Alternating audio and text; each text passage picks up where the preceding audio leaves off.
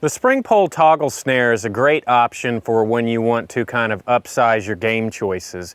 You can get anything from a squirrel upwards of even a raccoon-sized animal with this. It's also a very highly efficient type of snare, and if you go set anywhere from 5 to 10 of these, which they only take about 20 to 30 minutes tops to build once you get proficient at it, and you can definitely expect that if you set them in the right areas that you will be bringing home some meat back to the camp.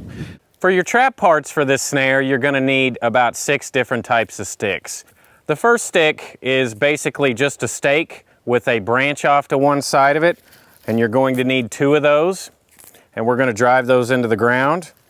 Then you're going to need a straight post. You're going to need a toggle stick, and this is what your snare will actually attach to. You're going to need a bait stick and a crossbar.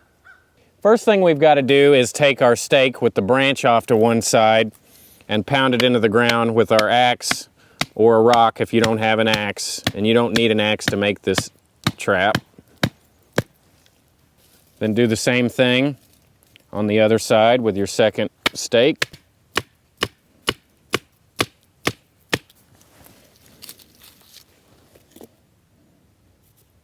Alright. Then you take your normal straight stake, kind of measure the distance.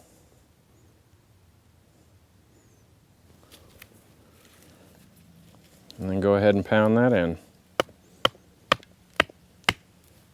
After we get our stakes pounded in, then we've got to pull our spring pole down, and I'm going to take a little bit of bank line. You could use paracord or whatever.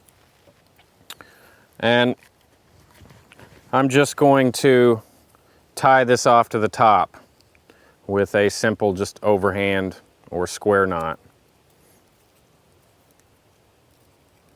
And it's a good idea to, leave something at the end that would prevent this from flying forward or loosening up, such as these little branches I've left. And then I'm going to measure the distance. And so I'm going to cut it off about right here. Now I'm going to tie my bank line to my toggle I created here, and I made a small notch so that the cord would set in it and not come loose. Once I get my toggle tied onto my bank line, then I'm going to come up a few inches from my toggle, and I'm going to make a loop. The type of loop that I tied in the bank line is called an alpine butterfly loop, and that's a permanent style of loop knot. There's a lot of other stuff out there that you can use as well, but that's what I prefer.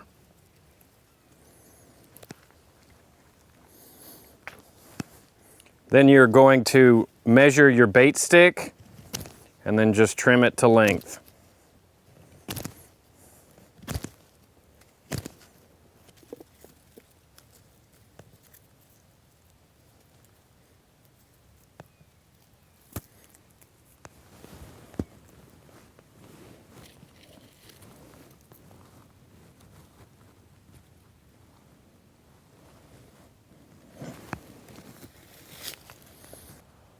When you're selecting your snare wire, there's a lot of options out there. If you can find some, this is basically picture wire hanger. If you can find some that's colored, that's fine, but this is a silver color, and 90% of the animals that you catch on these types of traps, you're going to catch them nocturnally, and most of them are colorblind, so it's really not that big of an issue. Once we get it set, then we're going to add our wire. And this can be done with cordage just as easily, but you have a much higher percentage of actually keeping your game once you catch it if you use wire versus your bank line. I'm just making a loop, connecting it to the existing loop. Then I'm going to measure the length. And I'm going to make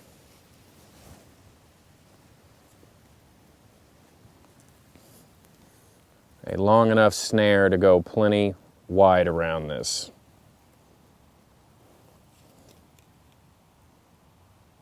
The next step after we get our snare attached to our loop and size it correctly, then we take 4 small sticks, and all I did was take my knife, jam it into the end of them, and make a split so that we can have a spot for the snare to rest.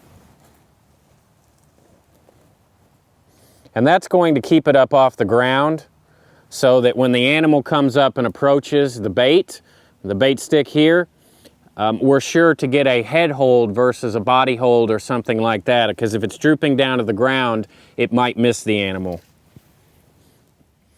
As we mentioned with the previous trap, both Josh and I really like to carry peanut butter in our any kind of kit that we carry, because it's such a calorie-dense food, and everything in the woods absolutely loves it. So, you know, not only does it feed you, but it's going to get you more food in the future without having to carry a bunch of weight. So I'm just going to grab this to make sure that I don't accidentally set the trigger off. And I'm going to smear it all over the bait stick. Smaller animals such as rats and field mice will definitely come up and you know, they're much more finicky than something like a rabbit or a possum, and they'll actually try to kind of lick the bait off the trigger without setting it. So after I get the bait smeared on here, then I'm going to sensitize the trigger by just barely putting it on the edge so that even if a field mouse was to grab it, it would trigger it. The animal's going to approach from either this side or this side. They're going to see the bait stick, hit the trigger. So the snare is going to grab the body of the animal or around the neck. And it's important to remember that you want the snare to come up high enough up off the ground so that the animal's feet won't touch once you've got it caught. Another good reason to carry wire like this is in a lot of places, especially out of season, it is illegal to carry commercial snares.